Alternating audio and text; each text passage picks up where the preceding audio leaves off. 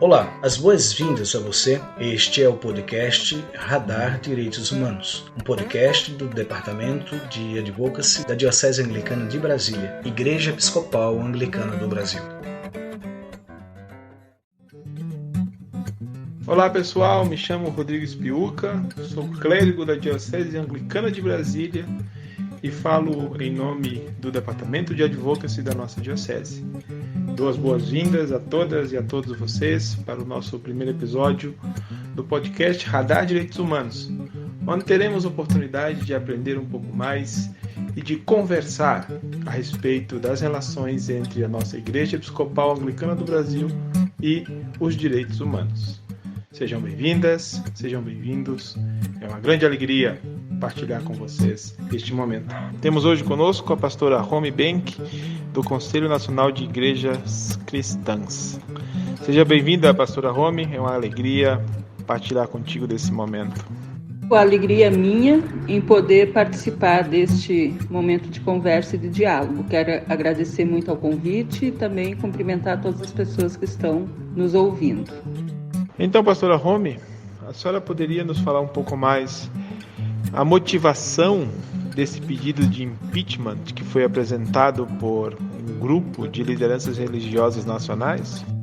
A principal, e eu poderia até talvez dizer única motivação para o nosso pedido de impeachment, que foi assinado por 380 lideranças religiosas nacionais e algumas entidades, algumas organizações de igrejas, foi a antipolítica de saúde desenvolvida durante a pandemia.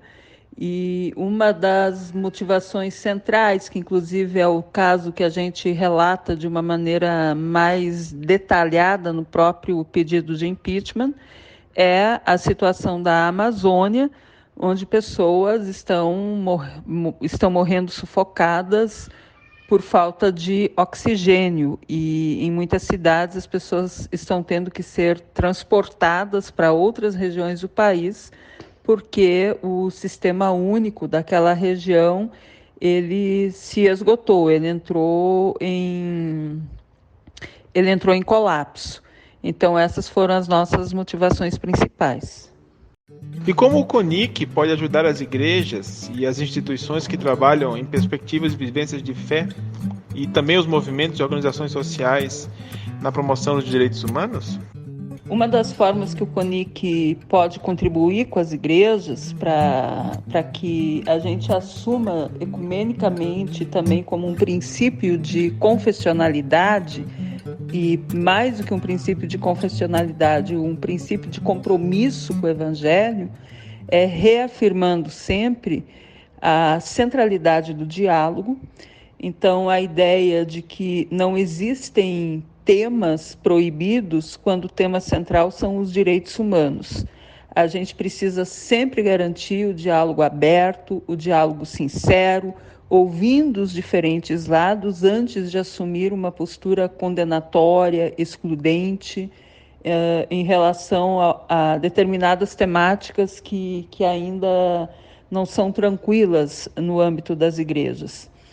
E outra forma, associar e reafirmar, é muito mais do que associar, reafirmar sempre que o Evangelho, ele também apresenta lá um tratado de direitos humanos, onde estão os principais princípios dos direitos humanos, que é o respeito à dignidade humana, o respeito e o cuidado com o meio ambiente, a solidariedade, a compaixão, a compreensão de que muitas vezes a lei ela também pode ser uma forma de violência quando ela é orientada para a defesa de um poder de pequenos grupos hegemônicos, pequenas elites.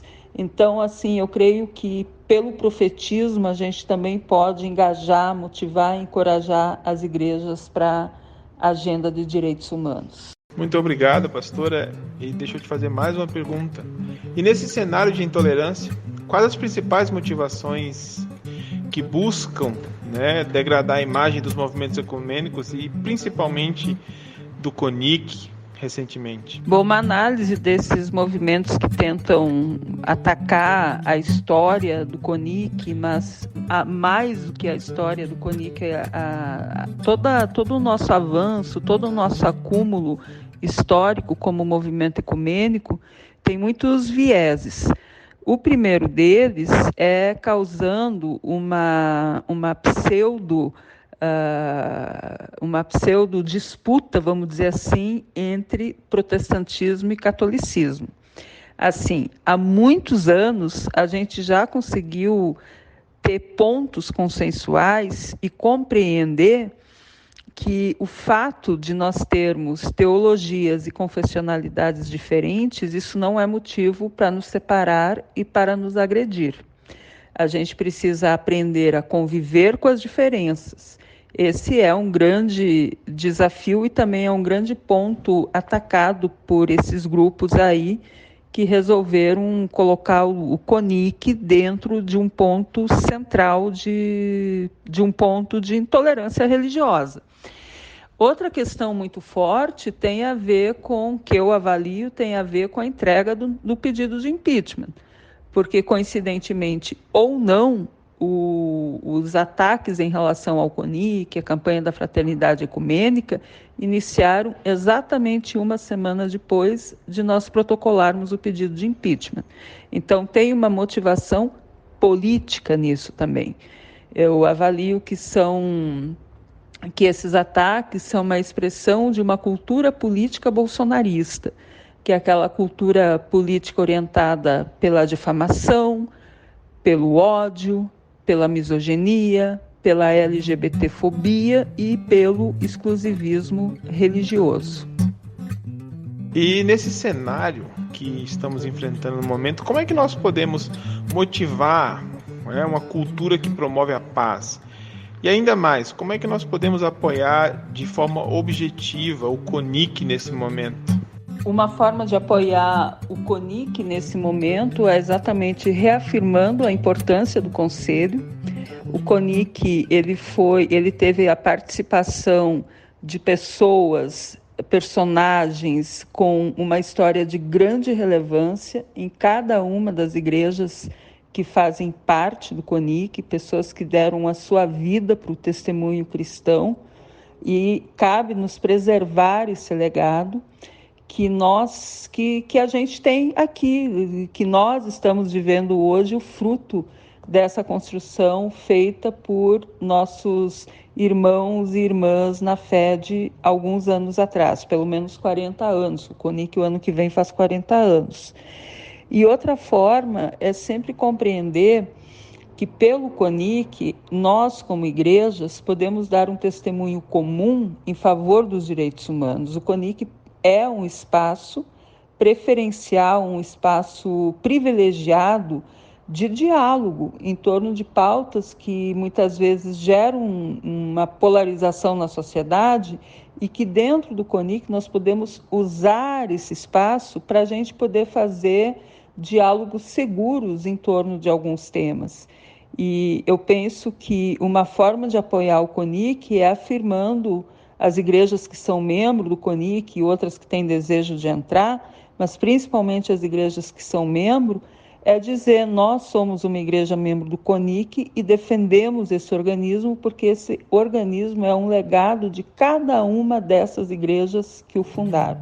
E gostaria de destacar também que sobre afirmar uma cultura que promove a paz, eu sou sempre muito identificada com a promoção incansável da conversa, com momentos incansáveis de diálogo.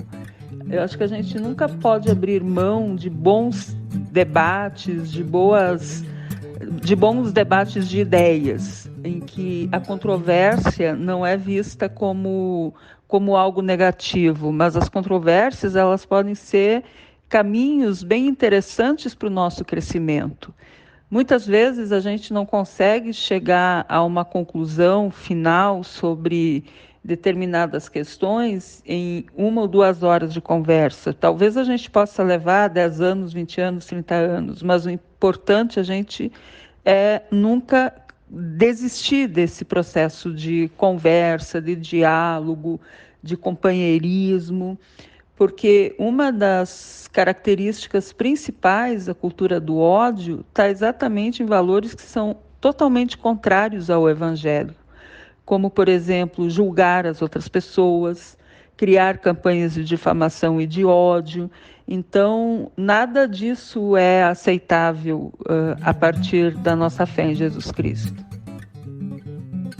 Por fim, pastora Romy, a senhora poderia nos dizer um pouco mais sobre a importância da campanha da fraternidade ecumênica nesse cenário atual e como nós podemos nos engajar e fortalecer ainda mais essa tão relevante campanha? Sobre a importância da campanha da fraternidade ecumênica desse ano, que é diálogo, eu acho que os ataques que ela está sofrendo já são um indicativo de quão importante ela é, de como nós acertamos na formulação desse tema. Diálogo, compromisso de amor. Cristo é a nossa paz. Do que era dividido, fez uma unidade. E quando a gente afirma essa unidade, a gente não está falando de uma unidade uniformizada, mas de uma unidade que se compõe com as diferenças. Então, é como se fosse um grande mapa multicolor em que todas as cores reunidas formam uma harmonia em diversidade.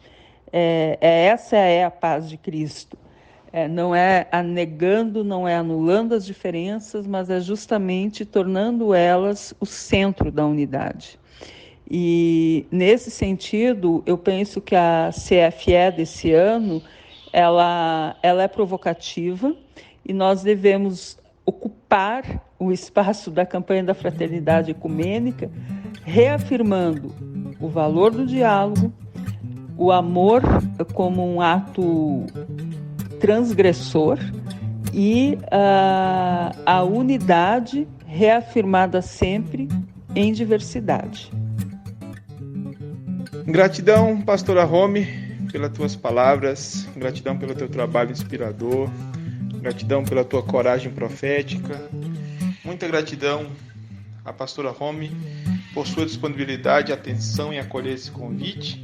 Conte conosco nesse momento de adversidades, de ataques. Estamos juntas, todas, na campanha da Fraternidade Ecumênica, nossa Diocese Anglicana de Brasília, nossa Igreja Episcopal Anglicana do Brasil. E até o próximo episódio, pessoal. Abraços, sejamos felizes, na graça de Deus. Até mais.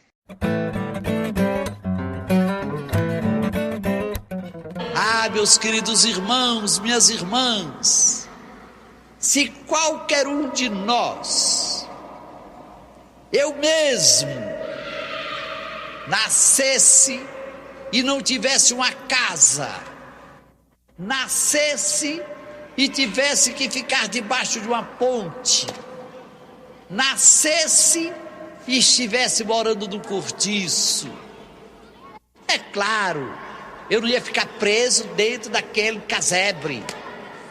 É claro que eu partiria para a rua. Ninguém me seguraria. E em 2 tempos, eu não estaria apenas um menino na rua, eu seria um menino da rua. A rua, de certo modo, fica sendo a mãe dos pequenos. E aqui eu queria lembrar aos meus irmãos cristãos de todas as denominações, que a moral nos ensina que quando a situação é de extrema necessidade, os bens se tornam comuns.